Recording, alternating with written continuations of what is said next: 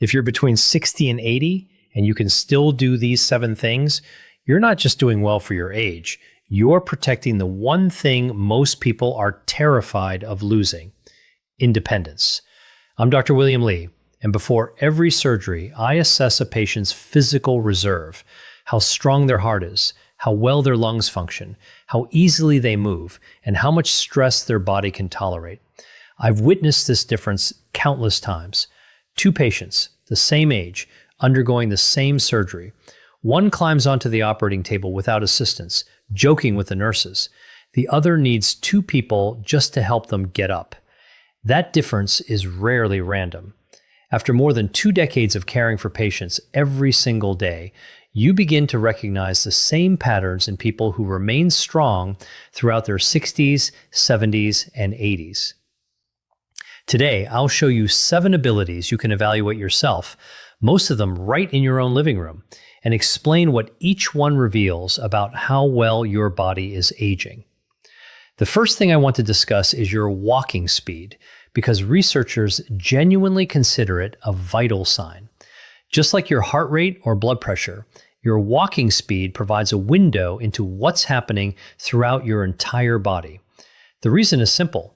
Walking efficiently requires your cardiovascular system, your muscles, your joints, your balance system, and your brain to work together in perfect coordination. When walking speed begins to slow down, it's often the earliest visible sign that one of these systems is starting to struggle, even before any specific problem appears on a medical test. Studies following older adults have found that people who walk faster tend to live longer, and this relationship remains true even after accounting for other health conditions. A comfortable walking speed of about 3 feet per second or faster is associated with better health outcomes. Walking significantly slower than that tends to correlate with a higher risk of health complications. Here's the reassuring part. Walking speed can be improved. Regular walking, especially incorporating intervals where you intentionally increase your pace, can measurably enhance your walking speed over time. Now let's talk about something that surprises many people: grip strength. It may seem like a small, very specific measurement, but your grip strength is actually a powerful indicator of your overall muscle strength and what's known as your physiological reserve.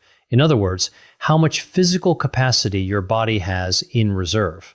Grip strength closely reflects the strength of larger muscle groups throughout your body.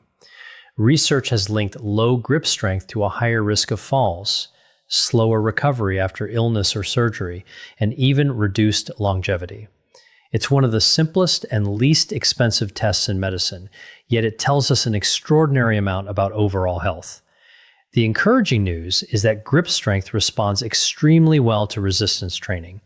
Even simple daily activities such as carrying groceries or using resistance bands, along with basic strength training exercises performed twice a week, can improve your grip strength at almost any age. The next indicator that you're aging exceptionally well is your cardiopulmonary fitness. Cardiopulmonary fitness is essentially a measure of how efficiently your heart and lungs deliver oxygen to your working muscles. This is measured in research as VO2 max, which is actually something you can monitor if you have an Apple Watch. VO2 max has consistently emerged as one of the strongest predictors of longevity that we have. In some studies, it is even proven to be a stronger predictor than smoking status or diabetes. And the reason makes perfect sense.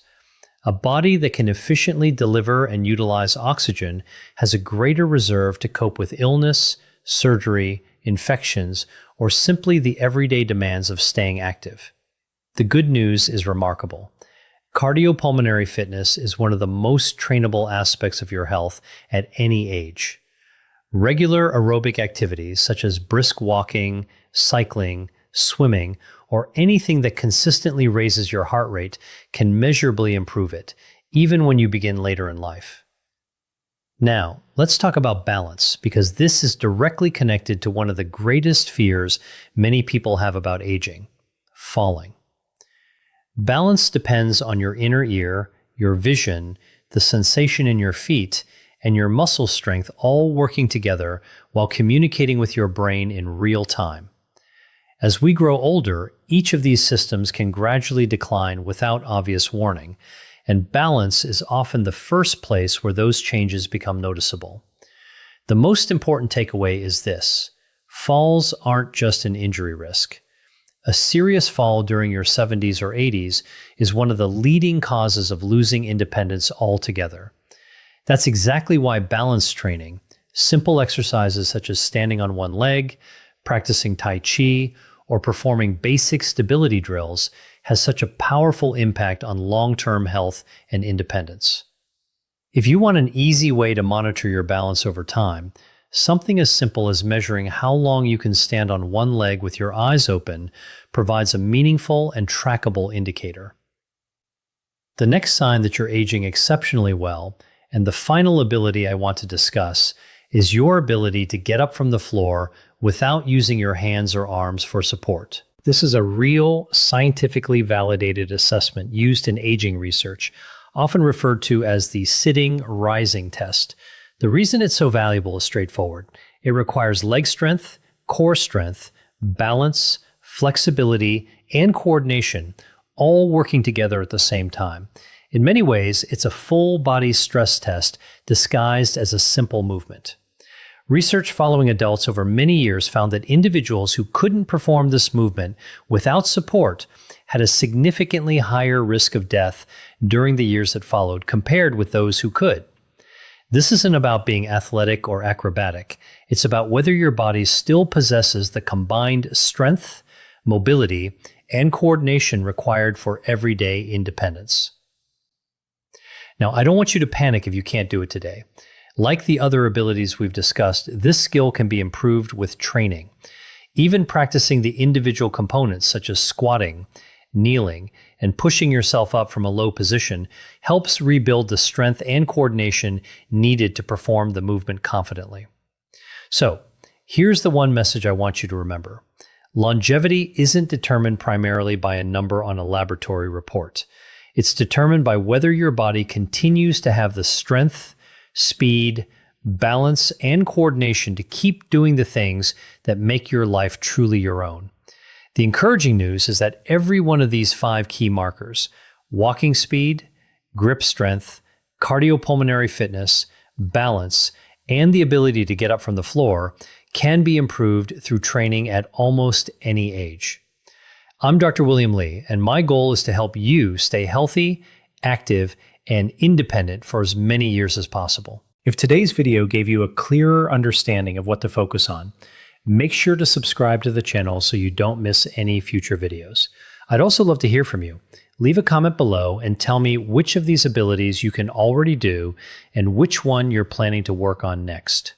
Until next time, stay strong, stay capable, stay healthy, and I'll see you in the next video.